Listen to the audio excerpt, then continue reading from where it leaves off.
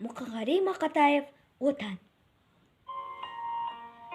Мен оның түнін сүйем, күнін сүйем.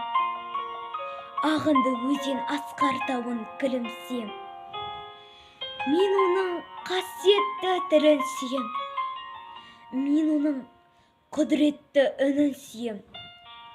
Бар жандығын сүйейін, қыбырлаған. Бәрі маған отан деп сыбырлаған. Жаным менің кеудемді жарып шықта. Бос торғайы бұлының шырылдаған. Отан, отан бәрінен биік екен. Мен оны мәңгілікте сүйіп өтем. Отанды сүюіңде күйік екен. Отанды сүймеуіңде күйік екен.